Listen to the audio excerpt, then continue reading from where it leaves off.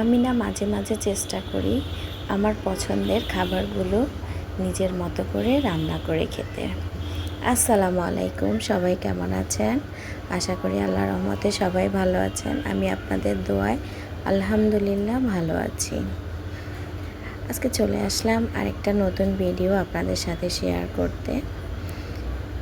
আজকে যে রান্নাটা করব এটা হচ্ছে আমাদের এলাকার একটা ঐতিহ্যবাহী খাবার। আমি চাঁদপুরের মেয়ে, আমরা কিন্তু নারিকেল বাটাটা বেশি পছন্দ করি। যে কোনো পছন্দের খাবারের সাথে নারিকেল বাটা দিতে খুব বেশি পছন্দ করি। আজকে আমি মাছের পাতুরি রান্না করব, তাই আমি অন্য সাইডে মাছগুলো ভেজে নিচ্ছি আর এই সাইডে মশলাটা রেডি করে নিচ্ছি। পাতিলে পরিমাণ মতো পেঁয়াজ কাঁচামরিচ দিয়ে তেলের সাথে ভালোভাবে ভেজে তারপর আদা রসুন বাটা দিয়ে দিলাম, জিরা বাটা দিয়ে দিলাম। এই রান্নাটা মরিচ বাটা দিয়ে করলে আরও বেশি মজা লাগে।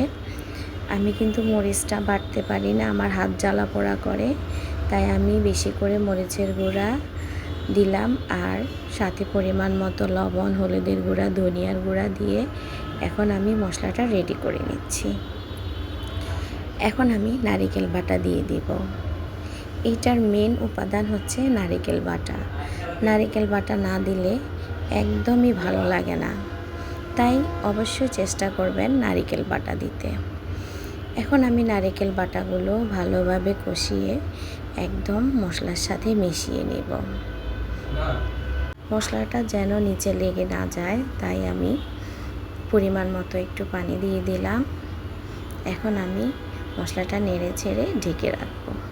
মশলাতে যতক্ষণ পর্যন্ত না তেল ভেসে আসবে আমি যতক্ষণ অপেক্ষা করব। এই যে আমি ঢাকনা দিয়ে ঢেকে রাখলাম আর এই যে দেখেন আমার মশলাটা কষানো হয়ে গেছে, কি যে সুন্দর কালার আসছে। আর এখন আমি ভেজে রাখা মাছগুলা দিয়ে দিলাম। মশলা যত ভালোভাবে কষাবেন খাবারের টেস্ট তত ভালো আসবে। আমি এখন পরিমাণ মতো ঝোলের পানি দিয়ে দিচ্ছি, কারণ এই ঝোলে আমার মাছটা রান্না হয়ে যাবে। আমি আর কোনো ঝোলের পানি দিব না।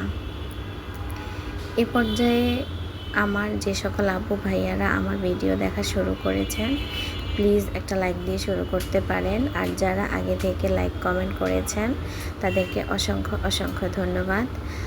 আর নতুন ভিডিও পেতে হলে পাশে থাকা বেল বাটনটি ক্লিক করে অল অপশনটা ক্লিক করে রাখলে আমি যখনই নতুন কোনো ভিডিও ছাড়ব আপনাদের কাছে নোটিফিকেশন চলে যাবে, আপনারা আপনাদের সময় মতো দেখে নিতে পারবেন। এই যে দেখেন আমি মাছগুলো সুন্দরভাবে উল্টিয়ে পাল্টিয়ে মশলার সাথে মিশিয়ে নিচ্ছি। আর এই রান্নাটা করতে কিন্তু অনেকক্ষণ সময় লাগে না, প্রায় 10 মিনিট, এর চেয়ে বেশি আর সময় লাগবে না। এই যে দেখেন আমার রান্নাটা হয়ে আসছে। আমি কিন্তু এখন ধনিয়া পাতা দিয়ে দিব। এই রান্নার সাথে ধনিয়া পাতা না দিলে নাই হয়। আপনারা কিন্তু অবশ্যই চেষ্টা করবেন ধনিয়া পাতা দেওয়ার জন্য। আমি কিন্তু এভাবে এই মাছ রান্নাটা করে থাকি, একদম হোটেলে যেভাবে মাছ ভুনাটা আমাদেরকে দেয় ঠিক সেইভাবেই। এত মজা, আপনি অনায়াসে এই ঝোলটা দিয়ে 1 প্লেট ভাত অনায়াসে খেয়ে ফেলতে পারবেন। এই বোনটার ভিডিও ভালো লাগলে অবশ্যই একটা শেয়ার করে দিবেন। আর রান্নাটা কেমন হয়েছে একটা কমেন্টস করে অবশ্যই জানাতে পারেন। আর এই যে দেখেন আমার রান্নার ফাইনাল লুক। এখন আমি বাটিতে পেরে নিচ্ছি। এই রান্নাটা খেতে যেমন সুস্বাদু, দেখতে তেমন অসাধারণ। আমার প্রিয় প্রিয় আপু ভাইয়াদের জন্য অনেক অনেক দোয়া এবং ভালোবাসা রইল। সবার জন্য মন থেকে অনেক দোয়া রইল। সবাই যদি আমার পাশে থাকেন তাহলে আমি একটু এগিয়ে যেতে পারবো আপনাদের দোয়ায়। আর এভাবে অবশ্যই একদিন ট্রাই করবেন, খেতে কিন্তু অসাধারণ হয়েছে। দেখতে যেমন অসাধারণ, খেতে তেমন অসাধারণ। আমাদের চাঁদপুরে এই রান্নাটা খুবই জনপ্রিয়, কম বেশি সবাই আমরা খেয়ে থাকি।